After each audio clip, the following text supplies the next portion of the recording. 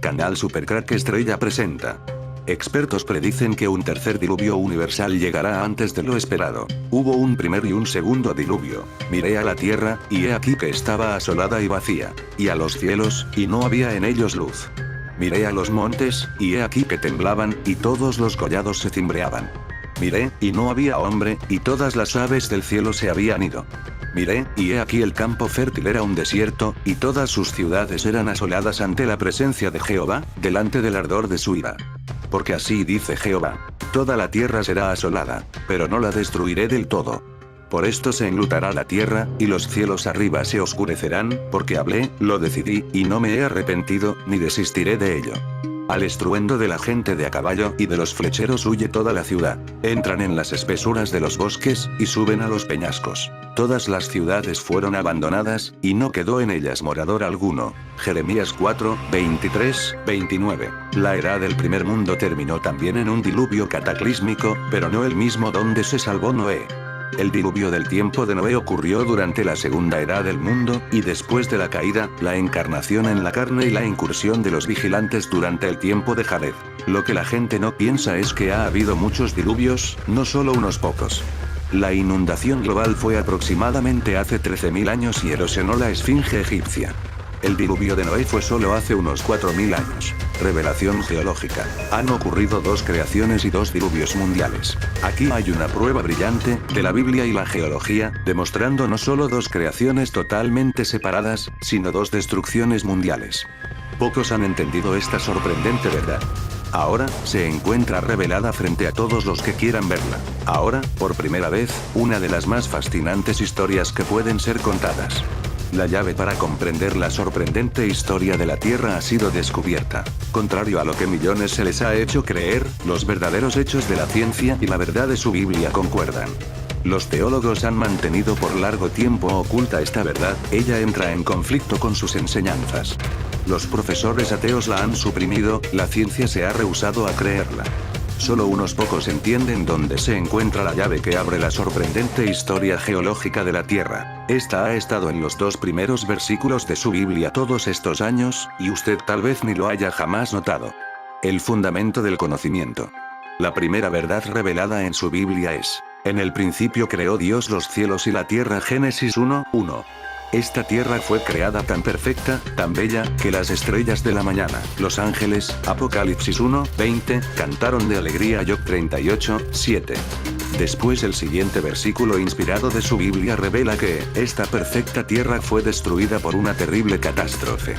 Génesis 1, 2, revela, y la tierra estaba desordenada y vacía. La palabra hebrea original que los traductores de la versión Reina Valera tradujeron como estaba en el versículo 2 tenía que haber sido traducida como llegó a ser.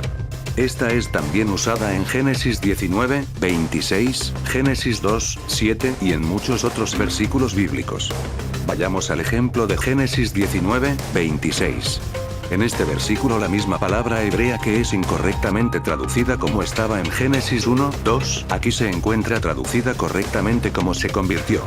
Anote, Dios advirtió a Lot y a su esposa no mirar atrás mientras escapaban de la ciudad ardiendo de Sodoma.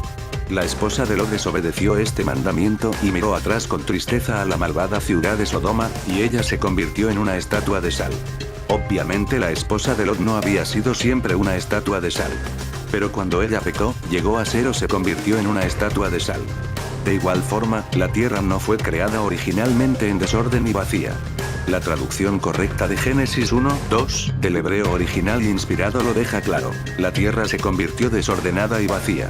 Esta verdad es más clara aún cuando notamos en Génesis 1, 2, que la palabra en español desordenada fue traducida de la palabra original hebrea tou, la cual significa desolación o confusión. ¿Es Dios autor de confusión? El apóstol Pablo fue inspirado a decir Dios no es autor de confusión, y Corintios 14, 33. Isaías dijo Dios no la creó la tierra en vano, todo en hebreo, que es, no en caos y confusión. Isaías 45, 18. La tierra se convirtió en ese estado. La escritura no puede ser quebrantada. Juan 10, 35. El todo sabio creador, por tanto, no creó inicialmente la tierra desordenada ni en confusión. La única conclusión lógica es que la perfecta creación de Dios se convirtió en una ruina desolada. Esta verdad es nuevamente clara cuando notamos la palabra en español vacía que fue traducida de la palabra original hebrea bou, la cual significa en ruina incomparable. La correcta traducción de los dos primeros versículos del Génesis debería ser: en el principio Dios creó los cielos y la tierra fue destrozada, desolada, en confusión, y quedó vacía, en ruina incomparable, y las tinieblas estaban sobre la faz del abismo. Y el Espíritu de Dios se movía sobre la faz de las aguas. Génesis 1:1-2, ¿por qué fue creada la tierra antes que Adán? Es una sorpresa para muchos el aprender que antes que esta tierra fuera creada, Job 38:4-7, Dios creó millones de ángeles para hacerse cargo de su gobierno. Dios puso al gran querubín Lucero a cargo de los ángeles de la tierra. Dios le reveló su gran propósito de agregar nuevos miembros a la familia divina. Dios le habló a Lucero acerca de su propósito de poner al hombre sobre la tierra y crear en él un carácter santo y justo al enseñarle a obedecer sus santas y justas leyes. Pero Lucero decidió que Dios estaba en lo incorrecto y se rebeló. No estaba contento de mantenerse como siervo de la familia de Dios. No quería que un mero hombre de carne y sangre eventualmente se levantara sobre él con autoridad y poder como miembro de la familia de Dios. Lucero permitió que su mente se llenara de odio y resentimiento. Persuadió a un tercio de los ángeles a que se unieran a él en un abierto intento de tomar el trono de Dios. Lucero atacó el reino de Dios e intentó tomar su lugar como gobernador supremo del universo entero. Lucero y su ejército de demonios fueron totalmente derrotados. Cristo dijo y les dijo: yo veía a Satanás caer del cielo como un rayo. Lucas 10:18. El sabio creador arrojó al malvado Lucero y a sus ángeles rebeldes hacia la tierra. Lucero entonces se convirtió en Satanás, el diablo. Sus ángeles se convirtieron en seres espirituales dementes llamados demonios. Durante la gran batalla entre los ejércitos de Dios contra Satanás y sus demonios, la bella tierra se convirtió en un desastre cósmico. Una perfecta creación se convirtió en una desolación. Esta es la historia de ángeles y demonios, las dimensiones ocultas y el antimundo donde reinan los demonios. ¿Por qué los geólogos no entienden la geología? Los geólogos no pueden entender los hechos de la geología. Se niegan a reconocer que durante la rebelión de Satanás y sus demonios en contra de Dios, la tierra existente antes de Adán fue destruida. Con este conocimiento se puede explicar claramente lo que ocurrió con los reptiles, diferentes especies de animales y plantas que fueron enterrados repentinamente en las rocas sedimentarias y que posteriormente conformaron los mantos de carbón que hoy conocemos. Otro punto que debemos destacar y que confunde a los estudiosos de la geología es que el diluvio de los tiempos de Noé enterró los restos del hombre, mamíferos de sangre caliente y muchas otras criaturas como fósiles al cubrirlas con rocas sedimentarias. Estos depósitos posteriores a Adán, en la mayoría de los casos, quedaron sobre la parte superior de las rocas sedimentarias formadas por la catástrofe anterior a Adán, pero en ocasiones, los depósitos del diluvio de Noé se decantaron en la superficie de la piedra original de la tierra y depósitos anteriores, siendo arrastrados por la inundación, quedaron finalmente invertidos, mezclando así la evidencia fósil. El diluvio universal viene narrado en el libro del Génesis, que es el libro más antiguo de la Biblia, y allí se menciona a Yahvé Jehová, y allí también hay muchos párrafos que hablan de un gran diluvio que afectó al planeta en la antigüedad. Hay quienes creen que fue real y quienes no creen que el diluvio universal haya existido. La verdad es que sí existió de verdad, y no solo uno sino dos diluvios, y con una diferencia de 4000 años. Pero ahora nos vamos a preocupar del primero, que fue el más impresionante y se originó solo, porque el segundo lo originaron las bombas atómicas. ¿Qué dice la Biblia sobre el diluvio? Cuando la Biblia cuenta que saltaron las fuentes del gran abismo, se refiere en especial a unas enormes cataratas de hielo, de más de 6 kilómetros de altura y situadas en el Pacífico Sur. Estas cataratas, llamadas también las puertas de Nerval, eran dignas de ver, porque algo tan increíble como un horizonte montañoso de hielo y de 6 kilómetros de alto, debía de ser impresionante. Esta mole de hielo solo podría derrumbarse si la presión del agua ejerciera una fuerza suficiente para romperla. Esta es la puerta de los infiernos, puerta de Nergal o cáncer de la tierra. Esta puerta de hielo es la que cedió, dando lugar al diluvio universal. Aunque la Biblia dice que esta puerta cedió como castigo de los dioses de antaño, la verdad es que todo se vino abajo porque el manto terrestre que había debajo se rompió por la presión del peso del hielo y del agua embalsada.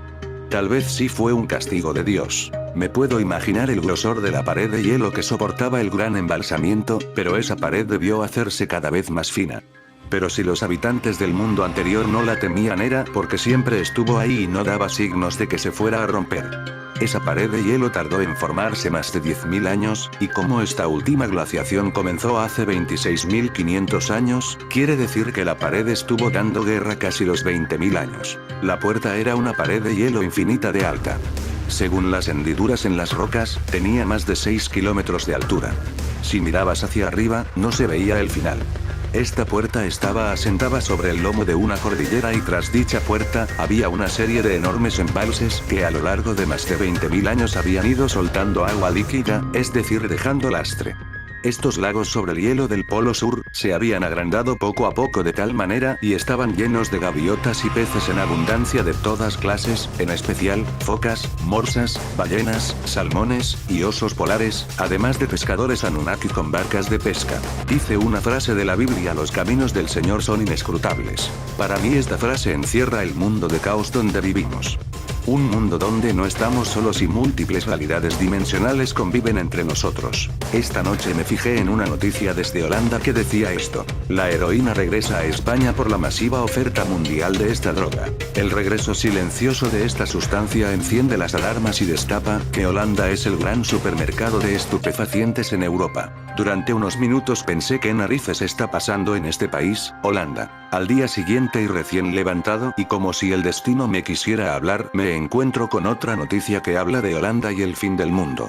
Johan Wivers, un ciudadano holandés, habla de la depravación a la que llegó su país y todo el mundo en general, y anuncia el fin del mundo. Pero él no se queda solo en anunciar el fin del mundo, sino que además construyó un arca de Noé donde caben 5.000 personas. Tiene dimensiones faraónicas el arca de Noé que este carpintero de 58 años ha construido. Es una réplica de dimensiones bíblicas del arca de Noé, hoy amarrada a pocas millas de la gran mezquita de Salam. En la pasarela que la mantiene ligada a tierra firme espera Johan Wivers, su autor, cuando tenía 33 años. Ocurrió una noche de tormenta en la que olas enormes amenazaban mi pueblo. Soñé que superaban los diques y arrasaban con todo. A la mañana siguiente, mientras trabajaba remodelando una librería, me encontré con un precioso ejemplar ilustrado del Arca de Noé. Fue una señal que me mandó Dios. Me eligió. Desde entonces supe que era yo quien tenía que construir un arca. Cada cuerda, cada tablón, cada clavo, cada esquina. Sería un solo hombre contra los elementos. Se avecina un maremoto que va a arrasar Holanda. Va a ocurrir este año, cuando el arca ya esté lejos de aquí, anuncia. El Brexit ganará el referéndum y Alemania, Holanda y los países nórdicos se unirán a Reino Unido en su huida de la Unión Europea. También Rusia. Al sur quedará la vieja comunidad con la intención de recuperar los territorios del Imperio Romano, incluida Turquía. Todo esto está en la Biblia y significa el final de los tiempos. Este devoto cristiano completó la construcción de su descomunal arca hace 4 años. Hasta el momento no había sido más que una atracción turística, pero ahora planea hacer un viaje de más de 8.000 kilómetros, desde Holanda hasta Brasil, cruzando el Océano Atlántico. Todo para difundir la palabra de Dios y el mensaje de la Biblia. Wivers está completamente convencido de que su barco está preparado para superar el reto. Él mismo tiene capacidad para transportar a 5.000 personas, mide 125 metros de largo, 29 de ancho y 23 de alto, y su peso es de 2.500 toneladas. El arca es una réplica interactiva e informativa, un centro cultural bíblico, comenta el carpintero, que acaba de lanzar una ambiciosa campaña de crowdfunding para obtener los fondos necesarios para llevar a cabo su viaje. El plan de Wivers es retransmitir el trayecto por internet, vía streaming. Si es capaz de atravesar el Océano Atlántico, no solo visitará varias ciudades brasileñas, sino que prolongará su recorrido por todo el continente americano. Buenos Aires, Montevideo, La Habana, San Francisco y Seattle son algunos de los lugares a los que se ha propuesto llegar. Quiero hacer preguntas a la gente para encontrar respuestas que estoy buscando, asegura ilusionado, seguro de que alcanzará su meta. Los más escépticos creen que el carpintero fracasará en su intento, pero también eran muchos los que le tomaban por loco cuando anunció su proyecto para erigir una copia exacta del Arca de Noé.